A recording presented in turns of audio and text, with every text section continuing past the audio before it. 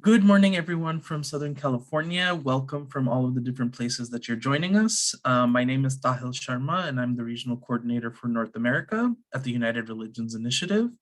Jenna, did you want to quickly introduce yourself? Yes, my name is Jenna Kyle. I am a faith leader for the California Poor People's Campaign and a member of the decision-making body California Coordinating Committee for Poor People's Campaign. Happy to be here with everyone.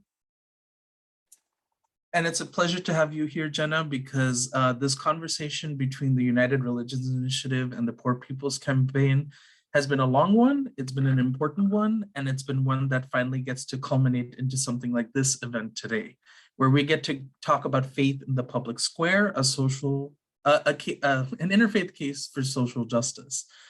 This started as a conversation between Jenna and I because we've shared a lot of different spaces together, doing the good work of getting faith communities involved in the work of justice and equity.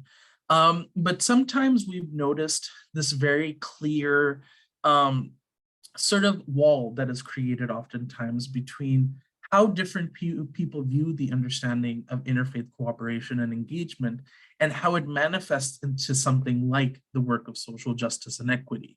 And it made us realize that, sometimes I think it just requires us to engage in a conversation that is a little deeper than what we usually do. When we talk about, these themes of peace and justice and healing that we all deserve, that we all require to be able to live this pluralistic life.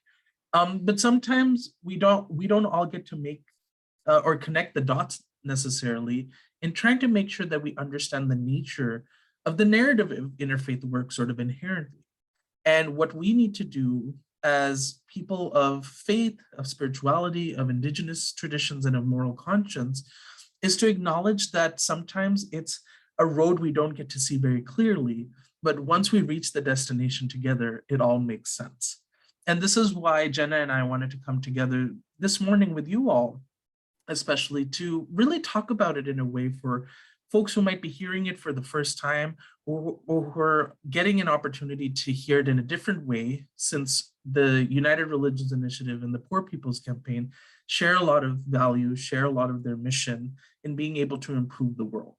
And what we want to do is make it intentional for those who may be hearing this message for the first time, that this is going to be an opportunity to really examine just a different relationship of how interfaith works in the United States, but also around the world. We understand interfaith cooperation to be this space and this movement that really brings together people of different backgrounds and gives them an opportunity to be able to learn about one another, build relationships and the like. But the fact of the matter is you may not name it or you may not see it, but interfaith cooperation historically is one of the most political movements that we have in American history and in human history, because it takes the alliance building of people across faith traditions fighting for justice and equity to actually stand up against these monsters that we call racism, bigotry, white supremacy, and tyranny. And they've looked like very different things historically when it came to dialogue. But it's now come a time where the new movement, the new iteration of interfaith cooperation is going to have to engage very differently in the foundational nature of how it functions and also how it proves to provide a bigger impact in the world. So I'm going to start off with talking about it from the context of URI. So we have an opportunity for those who haven't heard of our organization to sort of hear the way that we function, and that we can then go from there into a space of getting to really call out some of the challenges and the unfortunate circumstances that take place when we think about doing interfaith cooperation as social justice work. So with that, I'm going to make sure that I can share my screen.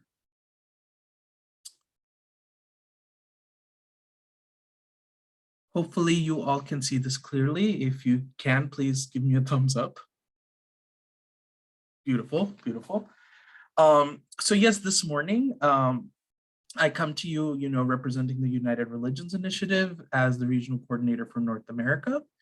And I want to start off with a bit of a discussion also before we do our dive. This is an opportunity to learn both about URI and the PPC for those of you who are new or for those of you that would like a refresher about our organizations. But we're also here to talk about some issues and some realities that are uncomfortable to talk about in an interfaith context. We ask you to engage in the discomfort, but also give yourself the space necessary to step away if need be. We don't want to force anyone to stay in this space, but we do want to make sure that we are actually here to be able to engage in some really deep conversations about the power of this work and what it can look like. And of course, we will have a question and answer section towards the end of the call. So please feel free to ask questions in the chat box or wait until we begin to allow people to unmute so that you can ask your questions then. So what is URI? URI is the United Religions Initiative. It is the world's largest network of grassroots interfaith organizations. It began as a conversation back in the mid to late 90s with Bishop William Swing, who was the former Episcopal Bishop of the state of California. He started this conversation thinking of a way to be able to bring important faith leaders together into a conversation of how can we work across our differences to establish this movement of peace. Interfaith cooperation isn't a new concept, but to say the least, but it is a new way to be able to understand a concerted effort across major institutions to begin some major conversations. And what basically ended up happening was Bishop Swing ended up going to all of these faith leaders and said, oh, here, we're gonna actually start this conversation. Are you willing to send a delegate to be able to be a part of it? And basically all of them said no. And Bishop Swing had to say, well, I don't know what to do with the situation. If none of the faith leaders are going to engage, who am I going to talk to? And the light clicked in his head and he said, oh, I'm going to talk to those who believe, those who are on the ground, those who are engaged in the grassroots work of making all of this possible. So as a part of a year's conversation with hundreds of stakeholders, it took years to be able to really see what this conversation could develop into. And it developed into our charter, which is our preambles and principles for how we function as an organization, which started in the year 2000. Now, 22 to 23 years later, we now have a network of 1,117 chapters in over 111 countries. We have a very strong connection with thousands of people around the world who are dedicated to this idea of creating an enduring daily interfaith cooperation to end religiously motivated violence and to create cultures of peace, justice, and healing for the earth and all of its living beings. These are some really big, ideals to live by, right? These are things that we hope that everyone would want to strive for, but we know for a fact that it's not really possible. So we choose to aim for a narrative of radical inclusion that makes sure that people are willing to live up to the mission and values in the way that we have it established in our charter and our mission. And that really gives room for a lot of inclusion, a lot of diversity within interfaith spaces within URI.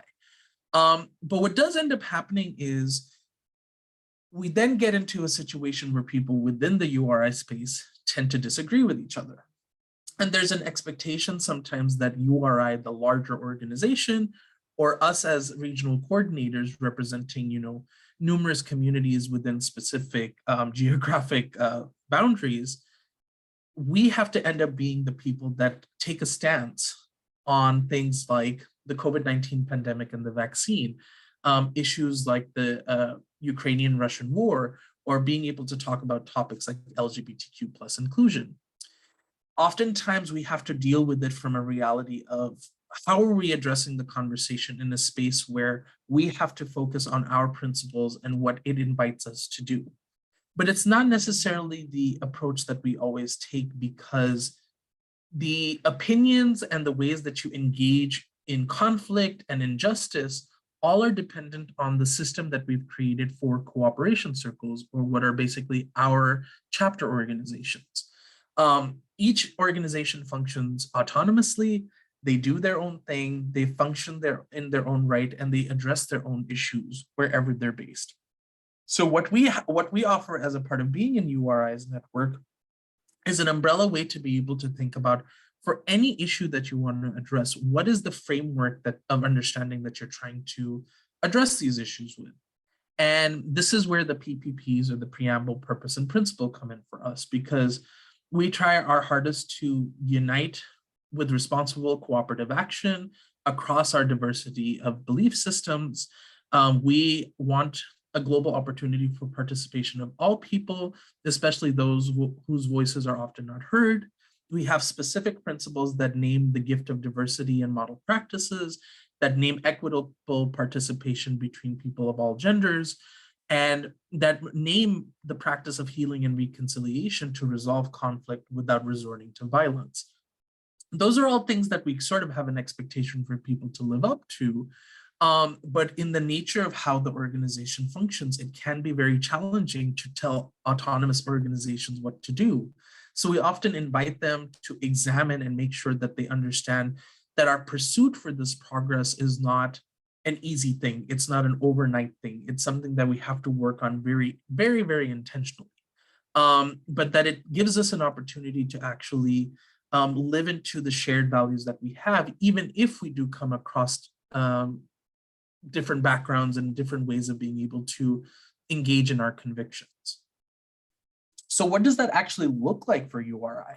Well, the question is actually very hard because, again, we at the global organization, those of us that are on staff, are often asked to take stances because, based on the principles that we've established, often the authority that comes with our stances is able to really inform or direct the ways that they're able to do work on the ground. But we live in this constant, very complex relationship with them because we also remind them that they are allowed to take these stances too. It's not just us as a global organization. Every community that's grassroots on the ground has a responsibility to be able to live up to those ideals as well. And that's what presents us with this conversation that we're having about the interfaith case for social justice. Many times we enter these conversations where folks from various religions are having a conversation about a conflict like Israel and Palestine, one that is riddled with a lot of politics, a lot of history, and a lot of violence. And what people often get concerned about is even starting the conversation because they don't want to leave people out. They don't want to get too political. And I use that with very heavy air quotes because the idea of politics in this case is just very conflated with partisanship rather than moral urgency. People are trying to think about ways that they enter, controversy. People don't want to enter a space where folks get heated, where situations get heated, and it can't bring the ultimate peace that they were looking for. People are concerned that, when you engage in these issues, do the issues really matter in the specific context that you're in? If it's an issue that's happening thousands of miles away, how does it affect us is a question that's often asked, and why should we address it? There's also this invitation to love people unconditionally, regardless of their differences, where we create a space where people agree to disagree, where people say, oh, it doesn't matter what you believe as long as you're a good person and as long as you're seeking peace. And a lot of this language, unfortunately, can be very problematic to deal with. Because if you're thinking about the concepts of things like radical inclusion, what kind of inclusion are you looking for? And can you be radically inclusive to include all people? I pose that question because we think about folks that are unfortunately a part of the trap of being very racist. They become very bigoted. They are xenophobic. There are folks who profess to have very anti-LGBTQ beliefs. There are folks who prescribe to being a part of this larger movement for peace, but only for a specific community of people. Can we truly be radically inclusive enough to have them as a part of the space? I can't answer that question. It is the conversation of the movement. But it's something that we have to think about very intentionally. When our words or actions invite controversy or partisanship, are we actually living up to the notion that we can engage in the difficulty that interfaith cooperation provides us? Are we not allowed to talk about controversial things when we do interfaith work? Are we not allowed to address, these moral urgencies just because the topic is too difficult to handle and I don't want to touch it? Are we expected to deal with conflicts that don't apply to our communities? In an interconnected world where we are supposed to be mutually responsible for everything in creation, most particularly things like the environment, how can we not say that it is our responsibility? How can we not say that we have a role as a stakeholder to make sure that people are healing in every single way, even if that issue is taking away thousands, is affecting lives thousands of miles away?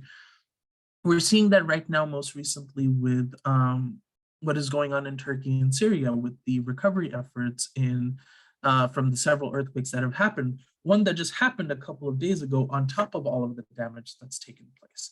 How do you not expect people to care and to show up for people and support that work? And are we not asked to love everyone unconditionally?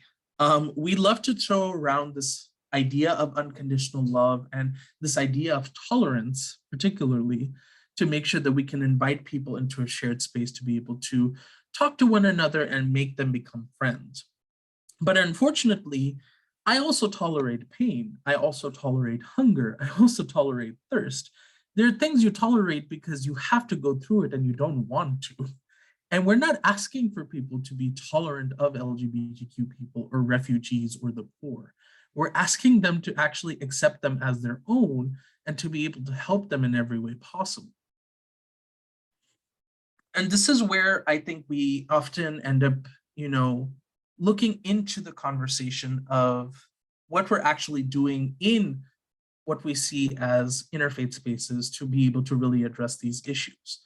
If I speak very personally, outside of my hat in URI and all of the other hats that I wear, I find myself very challenged by the interfaith movement right now because of the potential that it has, but is not living up to. It constantly puts itself in the situation of aiming for conversations around peace, unity, harmony, and prayer, and all of these lovey-dovey, beautiful, soft things that actually don't make the movement very productive.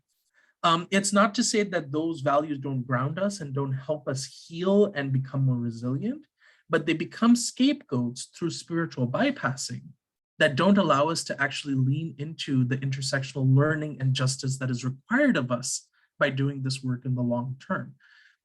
And the idea of spiritual bypassing is basically using these ideas of the erasure of identities, the taking over of narratives to only focus on positive things that doesn't allow us to be able to engage into the deeper work of healing, the deeper work of calling out things for what they are, and actually changing systems and cultures rather than just owning them and saying, oh, well, it's there and we're going to be a part of it. We are called by all of our traditions, religious, spiritual, moral, and ethical, that we have to show up to be able to fix issues because we are part of the healing process. We are part of the peacemaking process.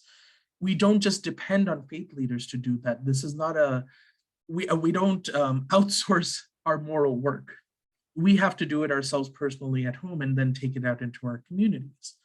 And to speak from the context of URI, again, our principles require us to be able to be committed to all of the things that we live up to and profess to. But these larger frameworks don't guarantee the intent of uplifting and dignifying all marginalized people. Because specifically within the North American context, we have a very different understanding of what interfaith work can look like versus if you go to Europe, if you go to Africa, if you go to Asia, and if you go to anywhere else in the world. And it's because there are some specific things that we have to face in the North American context that inform the way that we do not just any kind of justice work, but the interfaith movement itself. So what are we up against when we're trying to challenge things that are exclusive, or if we're trying to thrive in this theology or culture of comfort, that the way that we sit with our shared values, the way that we sit with peace is the way that we go forward? First and foremost is white supremacy. It is systemic, it is cultural, it is legal, and it is all pervasive. It has done its work historically for centuries, and it has now actually played a very subtle role in how interfaith cooperation functions now. And I'll go into a little bit of detail of that in a few minutes.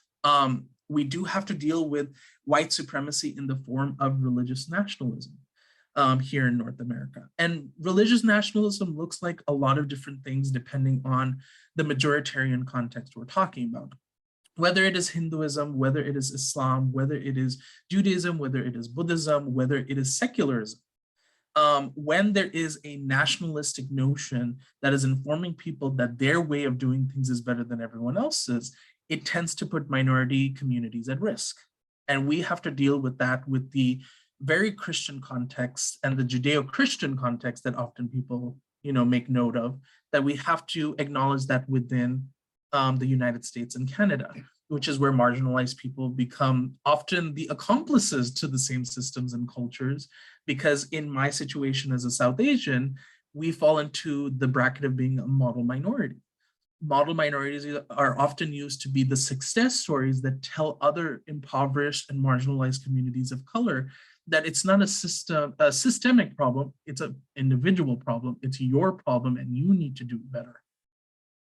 And I think within the context of North America, one of the biggest privileges that I've had to note when it comes to meeting with so many communities on the ground has been the reality of privilege that engages us in this work. Many of the decision makers, the financial contributors, and the folks who are the leaders of these movements often fall into these numerous categories that I've named here today. They are usually white, they are usually cisgender, they usually have some heteronormative tendency, they are very patriarchal, they are usually upper class and wealthy, or retired, they are above the age of 50, they are Christian or spiritual New Age oriented, they are folks that only focus and speak in English, and they usually come from the global north. And I have folks who are nodding because they can actually think of all of the interfaith groups that they work with, where this is the norm of leadership, this is the norm of decision making. I have been in spaces where the focus of diversity has only been religious and spiritual. So I have been in rooms where over a dozen folks come from the dharmic religions, the Abrahamic religions, there are new spiritual movements and stuff like that, but everyone in the room is white. And that is one of the most perplexing things I have seen in my life, considering how diverse of an environment they come from. And I'm not talking about in the context of where there might be suburbias out in the Midwest where, the population of folks that are people of color is less than 5%. I'm talking about cities like Chicago, Los Angeles, and New York City, where you can find the same kind of religious diversity, but nothing else seems to be diverse. And that's kind of a very real thing that we have to deal with. And it's a lot for us to progress from, because this impacts people of color. This impacts women particularly. This impacts LGBTQ people, and it also impacts young people. One of the biggest conversation points that I've had in the past year is, where are the young people? The question that I want to ask is, based on your current leadership model, based on the work that you're choosing to do or not do, and based on the impact that's currently made by the interfaith movement, what is the value add of interfaith work, of interfaith leadership in a young person's life? If you cannot answer that question, that is where you start the conversation. If you are not addressing what is relevant, if you are not addressing the other identities that accompany a person into the room, what expectation do you have that they're going to stay in the room, let alone walk into it? And most importantly, if you ask where the young people are, and the only ways you want to equip them with leadership is by making them do newsletters and social media posts, is by making them do physical labor at a volunteer event. If the only way that you ask about what they want is basically the food that they have at a conference, and you give them no power or leadership otherwise, you might as well not open the door for them, because you keep slamming the door in their face. And this is where we ask the question that goes forward from here. What does the future hold for the interfaith movement? And I think one of the easiest ways that I can answer that question is actually a quote from Archbishop Desmond Tutu. I oppose such injustices against LGBTQ plus people with the same passion that I opposed apartheid. As someone who focused very closely, very dearly on the issue of apartheid in South Africa, in the many ways that we continue to see colonization and white supremacy within Africa, he took that same energy and said, I'm going to invest my time in making sure LGBTQ people are also uplifted and equalized. That's the kind of energy that we are inviting people to bring into interfaith work. We often tend to argue that the end goal of what we do is interfaith cooperation. That when we bring people together, they get to learn from one another and they build relationships. The end goal is interfaith cooperation. But I think we've done a major disservice because we have to change the way that we see the role of interfaith cooperation. Interfaith cooperation is not the end goal. Interfaith cooperation is the lens that is the end goal to justice and equity. We do interfaith cooperation every day. We do interfaith cooperation intentionally and unintentionally. And we have to make sure that lens is supporting our ability to dig deeper into the hypocrisies, it's digging deeper into the baggage of our communities, it's digging deeper into the systems that have made it so that we cannot genuinely be equal. And this is where we think about the ways that we can do better. And this is also where I make the invitation to my colleague Jenna to lead into her presentation. So sorry for my long-windedness. I have a lot of moods this morning about this topic. And I just want to make this an opportunity for us throughout the rest of the call to just keep engaging, keep loving, and keep doing the good work. Jenna? Thank you, Sahil. That was really empowering and really good information. I have a kind of slide heavy presentation, so I'll just be going through some kind of brief summaries of some of the pages, but I feel like it's important for folks to get a history of what the Poor People's Campaign is, our roots, and sort of how we got to the work that we're doing today. I want to thank Reverend Rowan for helping me out with the slides. It's an amazing deck. I made some changes just to add some information about the work we're doing as a campaign in the state, and some things on some interfaith commonalities that we have in terms of our beliefs. So I will start sharing my screen.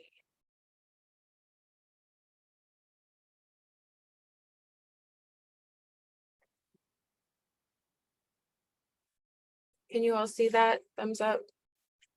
Okay, thank you. Okay. So behind me, I have a picture of Dr. King. Dr. King, his vision started the Poor People's Campaign. This quote, there are millions of poor people in this country who have very little or even nothing to lose. If they can be helped to take action together, they will do so with a freedom and a power that will be a new and unsettling force in our complacent national life.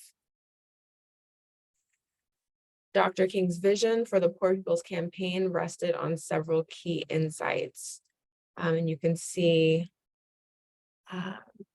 those there: lifting a load of poverty.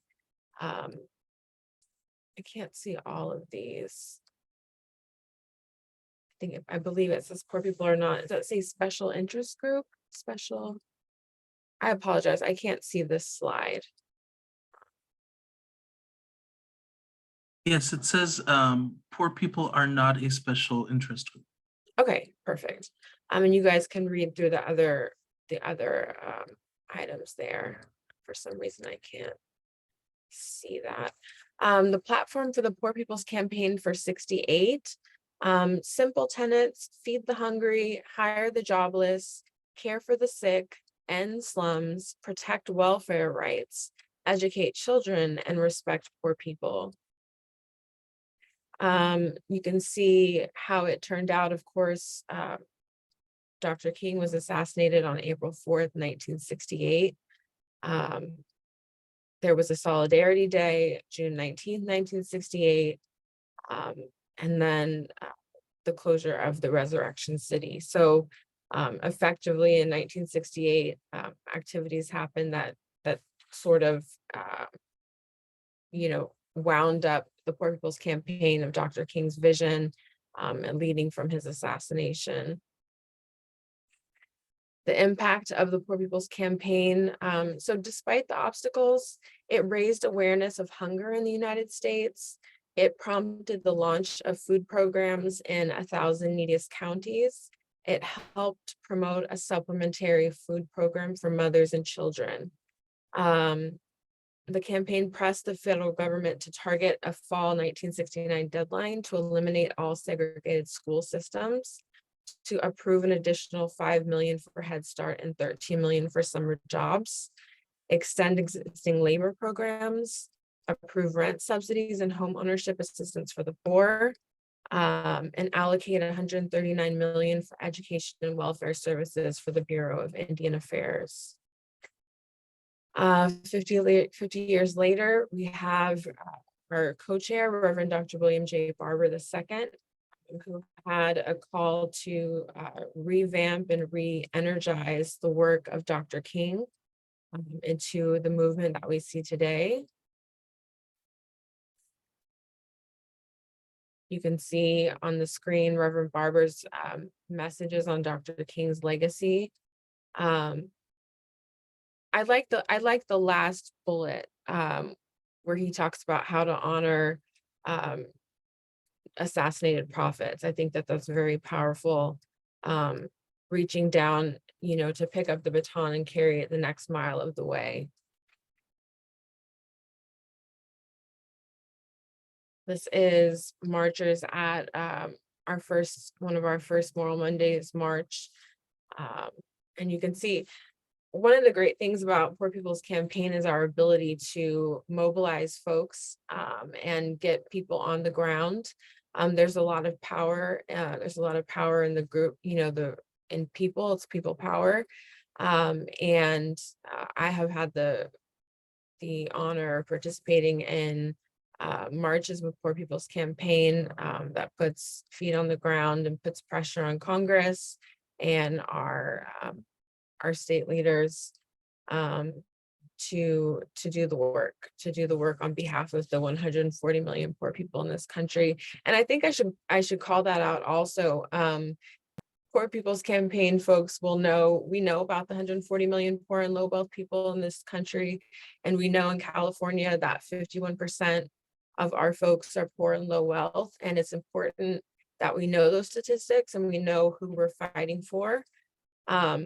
I will get into it later, but the Poor People's Campaign believes in 5 interlocking injustices: systemic poverty, systemic racism, war and ecological devastation, and the false moral narrative of religious nationalism. And that's how we ground ourselves in the work. Beyond our Moral Mondays, Poor People's Campaign and National Call for Moral Revival is a fusion movement, bringing people from all backgrounds together to confront the interlocking evils of systemic racism, systemic poverty, ecological devastation, the war economy, and the distorted moral narrative of religious nationalism. So those are the things that I just previously called out. We are movement building organism, not an organization. We are in over 40 states. We build from the bottom up.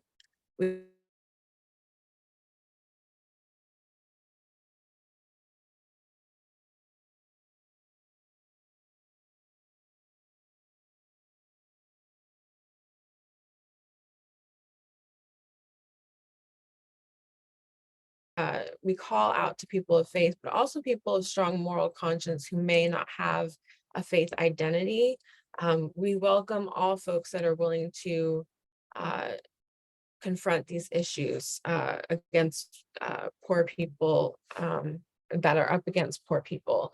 And that's a way that we mobilize. And I think that's really important. Poor People's Campaign has studies and documents that you'll see listed there. We have a lot of great work and workers on the ground that contribute to some of these studies and documents that are listed here. So I'll leave that up for a moment.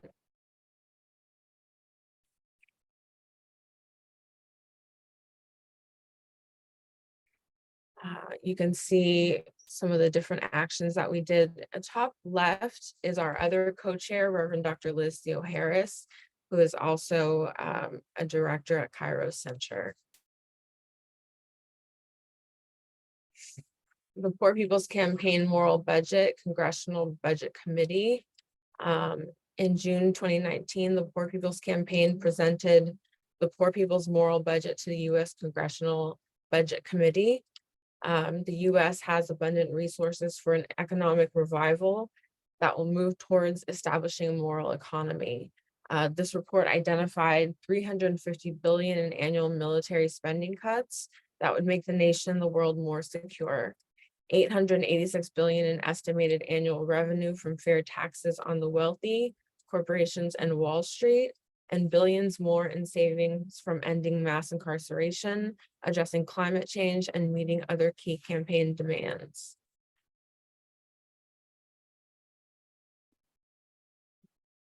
I'm going to skip this, but this is some of the work that we've done on the road: 40 Days of Moral Action, Truth and Poverty Bus Tour, the More National Tour, which I had the privilege of attending some of those events. Okay, so a really important conversation for folks of faith, but also strong moral conscience to confront is nationalism, which Tahil touched on a little bit. Nationalism is the belief that one's country is superior to others. And work that I've done on Christian nationalism specifically also involved Tahil and other members of various faith organizations and groups. We had a panel on Christian nationalism in November of, I believe it was 2021. We really got into what does it mean to confront Christian nationalism with a shared understanding of Christian nationalism. How do we dismantle it? How do we pull the grips, off of Christian nationalism that it has on our society? And it was a really important conversation. There were a lot of folks that tuned in to the conversation. And I think it was really a really good example of interfaith cooperation to sort of address these issues. So you can see on the screen descriptions of nationalism. Principle number 7 of the Poor People's Campaign is one that at PPC we're very familiar with. It says, whereas the distorted moral narrative of religious nationalism blames poor and oppressed people for our poverty and oppression, our deepest religious and constitutional values insist that the primary moral issues of our day must be how our society treats the poor, those on the margins, women, LGBTQIA2S+ folks, workers, immigrants, the disabled and the sick, equal protection under the law, and the desire for peace, love, and harmony within and among nations.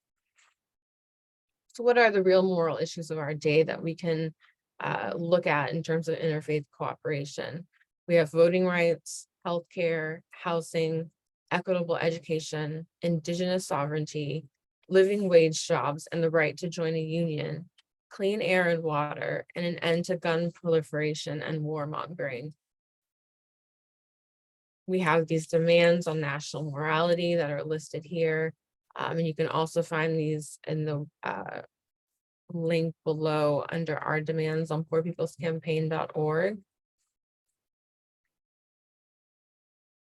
I'll just leave these up for a second.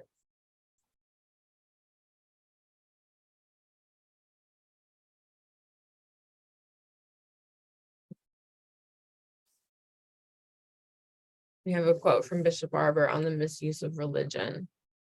And I think it's important to understand how religion is used as a tool to divide folks so that we have an understanding on how we can come together.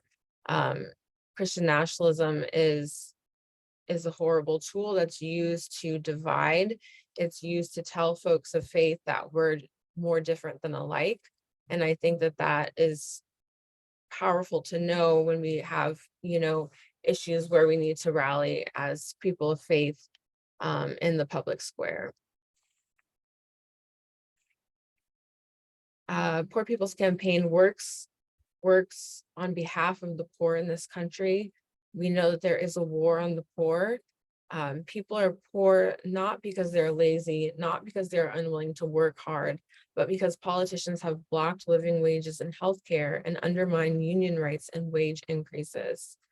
Our nation's moral narrative is shaped by Christian nationalists whose claims run contrary to the calls of the scripture, which is very clear that we need to care for the poor, immigrants, and least among us.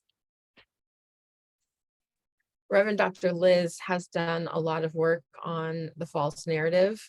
In an interview with Street Roots, she says, since Dr. King launched this campaign 50 years ago, there has been a narrative around who is poor and why people are poor, and blaming poor people and immigrants and people of color for all of society's problems, pitting us against each other using race, geography, sexuality, religion, and then feeding us these lies that is as good as it gets, that there's scarcity when we're living in a society that is throwing away more food than it takes to feed everyone. Reverend Dr. Liz has a book, Always With Us, What Jesus Really Said About the Poor. She also has another book that came out called We Cry Justice, and it's reading the Bible with the Poor People's Campaign. I think it's a great tool to really understand, and not just for Christians, but folks from all different faiths to really understand what the Bible says about defending the poor. I just saw Reverend Dr. Liz in a talk that she did with Penn on faith in the public square, and she talks about just a simple text that says in the Bible, the poor will be with you always. That nationalist folks will say, that Jesus says the poor will be with you always, which means there's nothing we can do to help the poor. They're poor because of their own choices. And Reverend Dr. Liz and other faith leaders call and say, the poor will be with you always is actually an imperative to make a change, to recognize that systems are in place that allow for the poor to be with us always, and we have to make a change. And that the Bible is actually a tool for us to do this. And so with that understanding as Christians, we can get to work, but also in an interfaith context to know that, our brothers and sisters in other faiths understand where we're coming from and what the Bible actually says. Reverend Casimir Brown on the false moral narrative of religious nationalism, very important. Something I learned from Reverend Casimir was the idea of sacred text being used to divide us rather than unite us. And I think that's a powerful tool used against people of faith that tells us that we're more different than alike, and that we believe in things that are completely different from one another, in a way that keeps us from doing positive social justice work. We're looking at a constitutional and moral lens. Bishop Barber says, what we're going to do is, with every piece of public policy, we're going to lay the Constitution on top of it and say, does it establish justice? Does it provide for the common defense? Does it promote the general welfare? Does it guarantee equal protection under the law? And then we're going to lay our deepest religious values on top of it and ask, is it rooted in love and justice and mercy and grace and truth? And that's how we're going to judge whether it's a good piece of public policy or a bad piece of public policy. I was a convener of the Los Angeles Faith Working Group for the Poor People's Campaign, and I was inspired by Reverend Casimir and in terms of the sacred text, and I started a sacred text study. And what you see on your screen, I think, is very important for us to understand that we are alike, that our different faith traditions teach similar things. Um, Bringing the Christian text, bringing good news to the poor, being sent to proclaim release to the captives and recovery of sight to the blind, to let the oppressed go free. Pagan wisdom texts saying, let not rich gifts or treasures or profits blind him to the weak and their sufferings. Tell him, let him be merciful, just, impartial, conscientious, firm, generous, hospitable, honorable, stable, beneficent, capable, honest, well-spoken, steady, true judging. We have words from the Quran, excuse me. We have words from Hebrew scriptures, and words from our Buddhist brothers and sisters. And so when we think about these scriptures on justice for the poor, we can see that we have a lot of shared ideology, we have a lot of common understanding.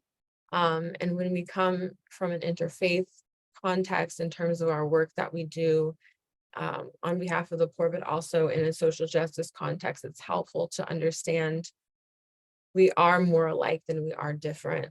And we can come together on issues that are dear to us to do this important work. Just as kind of an overview, we have at the Poor People's Campaign a Jubilee policy platform. Part 1 is establish justice and end systemic racism. Part 2 is to promote the general welfare. Part 3, ensure domestic tranquility. Part 4, secure the blessings of liberty. And Part 5, provide for the common defense. I wanted to call out what we're working on right now in California. We have a Close the Wealth Gap California campaign. We are calling on state lawmakers to commit to making lasting change for the 51% poor and low wealth individuals in our state. They can do this by signing on to a reintroduced House resolution that protects the most vulnerable among us. This work has its roots in the third Reconstruction agenda that's put forth by Poor People's Campaign and National Call for Moral Revival. The third Reconstruction agenda has its roots in the first Reconstruction after the Civil War and the second Reconstruction after the Civil Rights era. While our inside strategy is Congress, State House, and the courts, the outside strategy is us. If you are interested in the work that we're doing on Close the Wealth Gap, we meet every Wednesday in the evening. And it's a really good opportunity to come and bring your gifts to discuss what we're doing with closing the wealth gap. And it's a really good example of an opportunity for folks of interfaith backgrounds to come together in defense of social justice. So more opportunities to join us in the work that we're doing at Poor People's Campaign. You can view our YouTube channels, share things that you see there. You can go to poorpeoplescampaign.org. You can find us on social media. We're on Facebook, we're on Twitter. Reverend Barber and Reverend Liz's Twitter handles are not listed here, but they're great resources for some of the work that we're doing on the ground and nationally. So we say in the Poor People's Campaign, forward together, not one step back. I want to thank you for bearing with me for all of the content heavy slides in this presentation, but I think that what Poor People's Campaign brings to the conversation is our ability to move in an interfaith way. We believe in moral fusion, which is multi-identity, multi-issue. We're bringing folks together of different faiths, different backgrounds, impacted folks to do this work. And we believe that we can change policy and change the lives of people around this nation with our interfaith approach to the work that we're doing. And again, it's not just interfaith and folks of religious background, it's folks of strong moral conscience who are called to do this work. So we're happy to be engaging in this discussion with URI today and to be, bringing this to the attention of a larger group.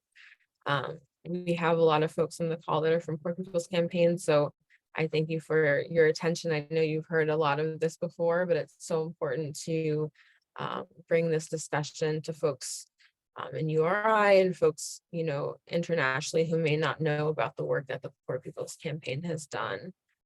So I am going to stop my share. And I believe that we have, Tahil, is that right? We have a question and answer or a discussion section. Yes, we do. So I'm going to make sure that we take ourselves off of the pin so that we can see sort of everyone on the screen right now. I just need to figure out how to remove my own pin. There.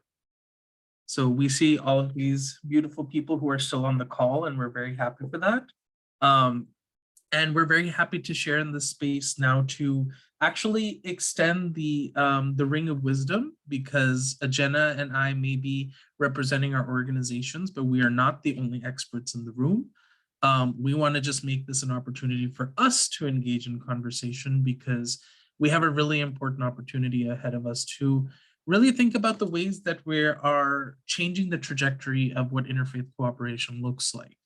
And we want to make this an opportunity for all of us to share in the room today. So I'm going to change this space a bit to make sure that you all are able to unmute yourselves as necessary. If you would like to ask questions, or if you'd like to make a comment or some sort to Jenna and I, or to anyone in the room, we're going to give you the opportunity to unmute yourselves. But what I would like to ask is if you try to raise your hand, either by showing us on camera or by using one of the buttons below, just so that we can keep things as organized as possible, that'd be really great.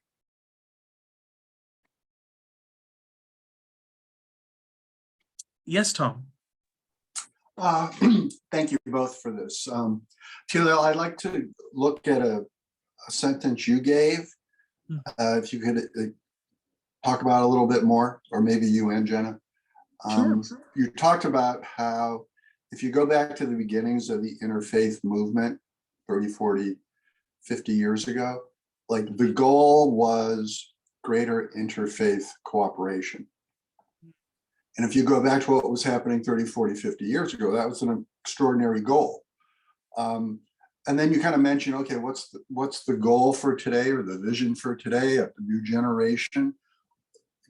Can you get into that a little bit deeper? If increased cooperation is not the purpose, then what is the purpose? That's a great question, Tom. I want to actually change the framing a little bit of the timeline of the modern interfaith movement. The modern interfaith movement goes back technically to 1893. Which is when we had the first Parliament of the World's Religions at the Chicago World's Fair.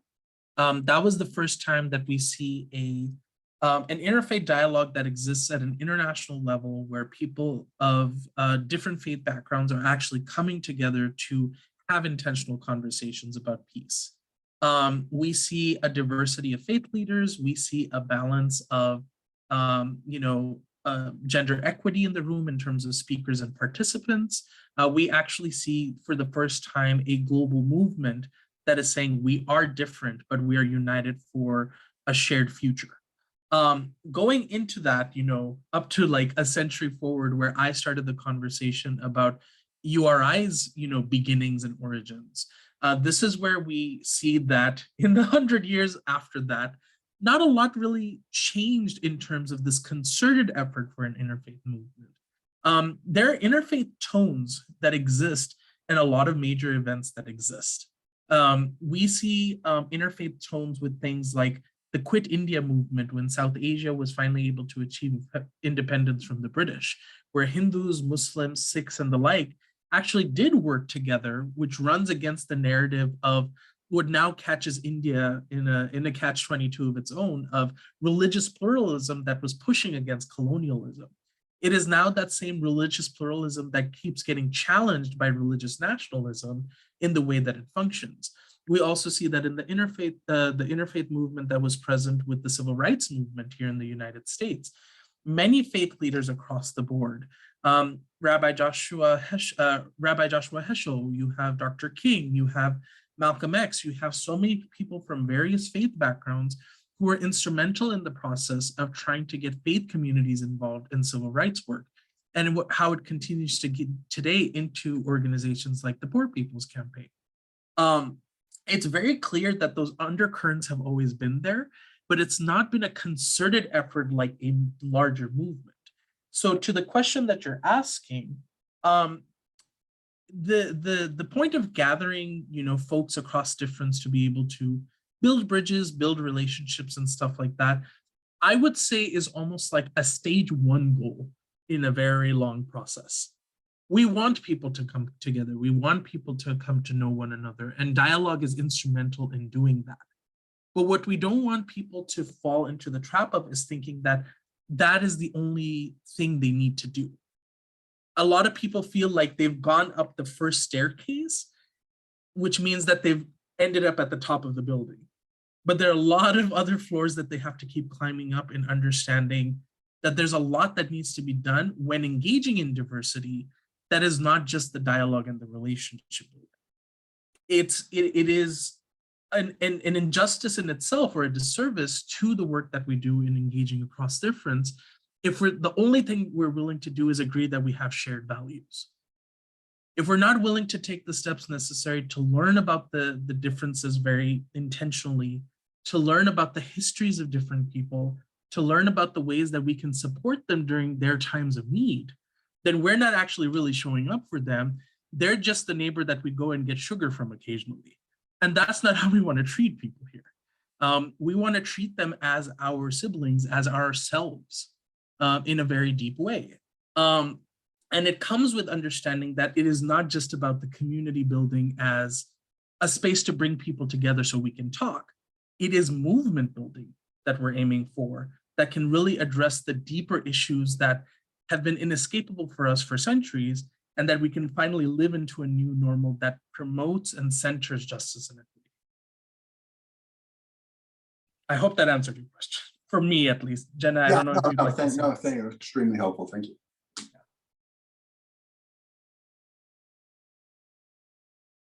Jenna, did you want to add anything?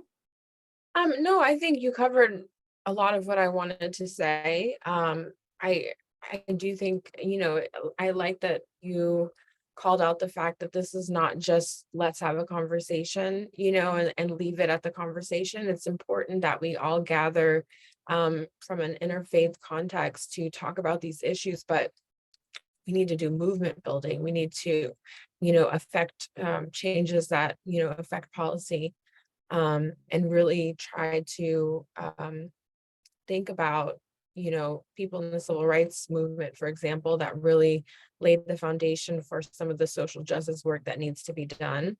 So yeah, I think that this is a great conversation to have, and I appreciate the question.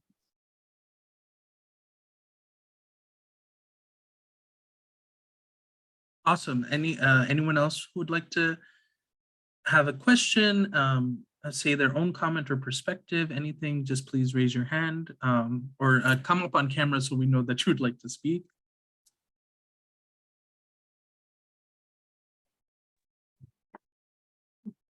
Hi, Sally. Yeah, hi, Tahil. So I'm Sally Maya. I live in Northern California, and I've worked with URI for over 25 years.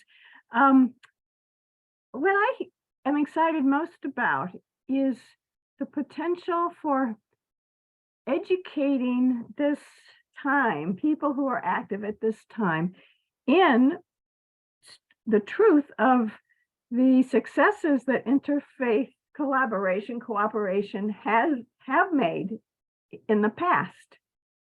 Even though I've been in this movement for quite some time, it's still new to me. I mean, I know that the religious leaders from so many different backgrounds went and joined the civil rights movement in the South and then carried it throughout. That's a famous story. But globally too, as you were saying in India, I just think history has given us stories of just what you're talking about, Tahil. I had said to you before that, oh, the interfaith case for social justice. There is an interfaith backlog of experience, at least historical narrative, that can be used to, give evidence that this works. This is really important. And so just to say, what a great flow in evolution of, and 25 years ago, just to come together and talk was this amazing thrill. Who is a Muslim? Oh my gosh, we don't even know. I mean, it was that level of ignorance. But now I just think to reveal the history and then to use that to project into the present and future. Well, where can we go? Because now we know we've got a force here. And I just think it would give even more oomph to the point of using interfaith cooperation as a political lever. I couldn't agree with you more, Sally, because we always have to live in a state of 101 when it comes to interfaith cooperation. We can't assume that anytime we have an interfaith meeting that suddenly everyone that leaves is an expert on every single religion and their nuance. So we always have to be in a state of grace when it comes to educating about these things. And when we show that we've actually learned, we will learn intentionally about the ways that we not only engage, but consider ways to accommodate folks when it comes to doing the very basic forms of this work. When we think about something like an interfaith event, do we think about the food that's available? Do we think about the day and the time that it's available for people to participate? Do we think about the ways that we use certain language or space to make sure that people can step away to pray if they have a certain time of day to pray? Those are the starting points of what can potentially be a very powerful movement for interfaith cooperation. And we can always make that an opportunity to say that in every space that we go to, whether it is the most advocacy or politically oriented to the most subtle and like simple and dialogically oriented, there's always space to learn. There's always space to even make mistakes and say, I don't know, I would like to learn more.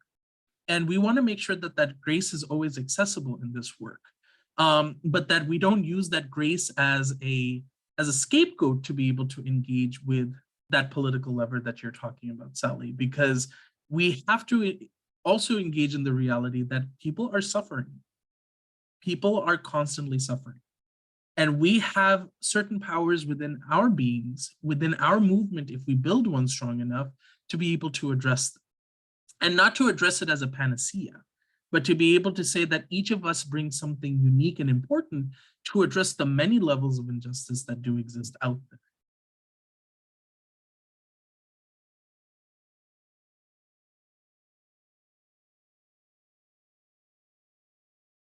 Jenna, did you want to add anything? Oh. No, I think you covered it. I'm gonna leave it there. Cool.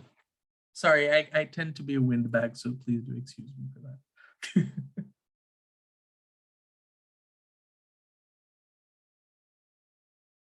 Well, one thing that I would like to do, just as people may be, thinking a bit more about what they've heard. Oh, Mary? Thank you, Tahil. Sure. I've been involved with the Poor People's Campaign for a number of years, and what I have appreciated is stepping up from participating in terms, if you want to put it, charity or showing up in support, and actually changing policy. It's taking responsibility for the way things have been designed and not assuming that's the way it needs to be.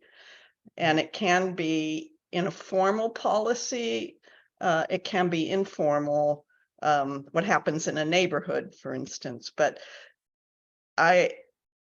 yes, those who show up may be, we may be older and white and retired and privileged, but we also have the opportunity to use our voice because we are those things to say this is not acceptable. And I'm not speaking for anyone else on their behalf, but I'm saying in my moral conscience, this is not acceptable. Thank you for centering that, Mary. I couldn't agree with you more. This is the grace that we're talking about. This is the grace where we say, yes, in the privileges that I come from, myself included, being a man, being someone who has privileges coming from a specific ethnic background. If you don't learn to name those privileges and say, I still want to hold systems and communities accountable, then you're really doing a disservice. And being able to name it and say, I want to do it differently is so important to this process. And it actually lives into the radical inclusion that we're talking about. So thank you for centering that.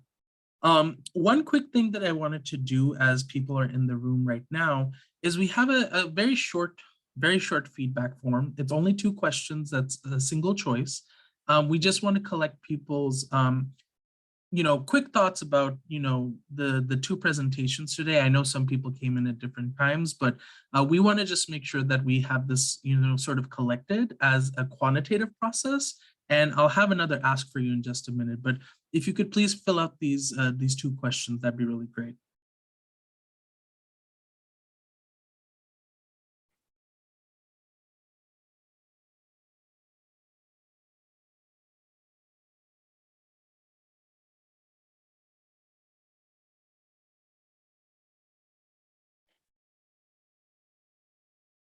And please note that there is no wrong answer, even though we have access to the answers. We want you to be honest, and we want you to be, really clear with us that we're doing work, we're doing things, we're sharing, opportunities that you are interested in that will help further the conversation of interfaith work leaning towards a social justice narrative. So please, by all means.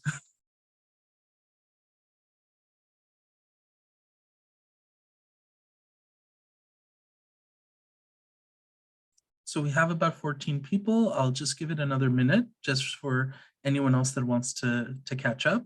I know that a lot of folks on the call are probably have maybe stepped away for some reason, or maybe don't know how to answer the questions and have to think about it a little bit. Sorry to put you on the spot. But we're just happy and thankful that most of you, if not almost all of you, have answered these questions. So we really appreciate that. One thing that I'd also like to do as a part of this conversation is I'd like for folks to share their thoughts about things that really stood out for them from this conversation.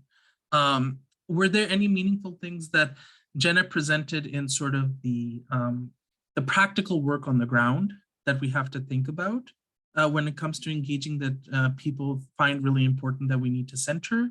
Was there anything that I might have said that is making you really think more intentionally about the framing of interfaith cooperation and what it can do, where its potential is really we haven't reached the ultimate potential yet?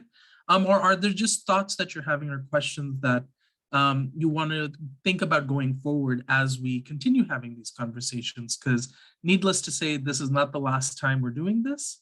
And Jenna and I will definitely have further conversations about what workshops around this kind of narrative, around this kind of work looks like. So we want to make sure that people are kept in the loop for sure. And of course, for folks, that are here too, we want us to leave room for questions or any comments that you'd like to share. Please, by all means, we don't want to keep the room, open just for the sake of it. You all have things to do and it's a Friday, so I understand. Yes, Tom. Yeah, for me, the number one thing I learned with this that I'm taking away is there's so much similarity in what the two of you said in terms of your presentations. But the thing that really struck me that Jenna said is that the poor are not a special interest group. And I don't necessarily like the phrase special interest group because I think it's so often framed as a negative, but just the idea that, like, what Jenna's not presenting here's an issue along with all the other important issues. It's like, no, this transcends the idea of focusing on a specific interest or group or an issue, because, you know, if for no other reason, there's just such a massive number of people who fall below what we call the poverty line. So we're talking about something that maybe we don't even have language for right now. Yeah. Agreed. And I actually want to bring up something that was brought up into the chat box. I know that this particular conversation on homelessness is a big part of the narrative and the action piece for the Poor People's Campaign. It is also something that we have numerous communities within URI. That is an important action issue for folks in URI. But Daniel Tam, who was just on the, oh, Daniel, you're still there. If you wanted to take a minute, would you like to talk a bit more about the Faith Summit? Yeah, thanks, Talil. I needed to leave, but I heard you started to speak about it, so I thought, oh, Yes. maybe he wants to talk Segue. about it. Okay. Yeah, I'm working with a coalition of faith leaders in LA County, of all of LA County, that calls itself the Faith Collaborative to End Homelessness. Needless to say, when I was invited to join this, I had a lot of skepticism. I've heard this before, this narrative. But the reality is, there are many people among faith communities and faith leaders who are deeply devoted to ending homelessness, not managing homelessness, but ending homelessness. So I was willing to give this a try, and I'm pleasantly surprised and grateful that there are these dedicated souls who are working on the ground and want to build the power to end homelessness, and starting to do that with, we conducted a survey over the course of the last year about what people's engagement is like and how can it be enhanced, how can it be aided by working with the county, how can the county help, how can other service providers come together and help, and then how can we begin to get to the root causes. So on March 9th, there will be a faith summit at Lake Avenue Presbyterian Church in Pasadena. And all those in Southern California, LA area are invited. To the whole purpose is about building the coalition, but also local coalitions of people, faith communities, to really get to know each other, interfaith communities, to get to know each other and begin to work together on specific projects aimed at confronting the crisis of homelessness. Over the course of the year, this survey, we hammered out a number of recommendations that we're making to the Board of Supervisors, and these are going to be laid out, at this faith summit. There will be breakout groups where people can, rip them apart and and respond and give feedback, and mainly to build relationships among the faith communities, as well as with the decision makers of the Board of Supervisors and the county government, who can actually implement change and bring about healing and transformation in this area, is the hope. You're invited. Thank you so much, Daniel, for sharing that. I know your work has been really constant in, getting faith communities involved in justice work, and particularly on the topic of homelessness. So we thank you for that contribution that you've made. Sarah, please. Daniel, can non-residents of LA County attend your event? Of course. Of course. Please send, you have my email. Please send it. You click the link in the chat and you can register. Okay.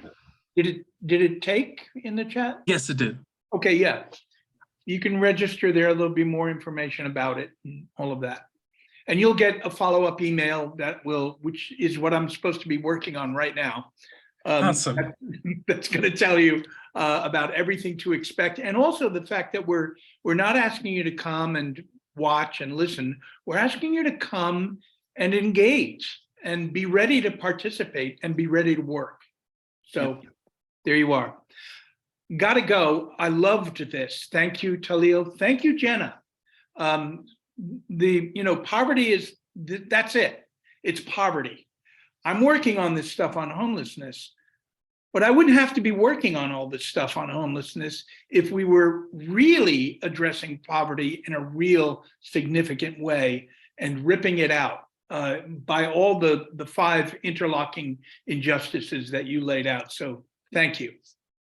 Peace. Daniel, take care. Peace to you as well. That's exactly it. That is a fundamental part of why we do this work, because we are uplifting, we are equalizing, and we are doing our best to make sure that we're making a difference. And this is why we create these spaces today.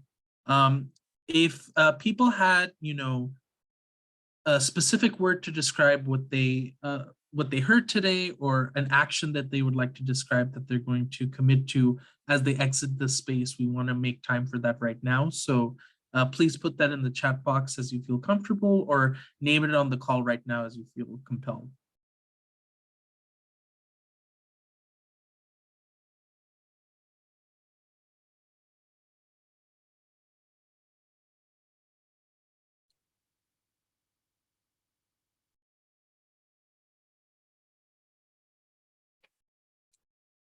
And for those of you that are, of course, interested in what we're doing here today, we have social media as well here at URI North America. We invite you to, stay tuned to any of the interfaith work that we're doing, and all of the work of our cooperation circles here in North America.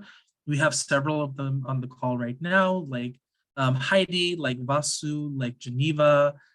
We had Sally, who spoke earlier. We've had several other folks who had joined who are from different parts of the US and Canada, who are very interested in this work. And for those of you who are involved in the Poor People's Campaign, we invite you to engage. And if you would like to meet with any of these groups within specific states, we're happy to make those introductions so that they can be a part of your alliance building work as well. And with that, we can end a little bit early. Thank you so much for coming. Thank you, Jenna, and to the California Poor People's Campaign for your commitment to justice. For all of you that are on the call making your mark in society, thank you all for everything. And please have a restful, rejuvenating weekend, and let's step forward, not one step back.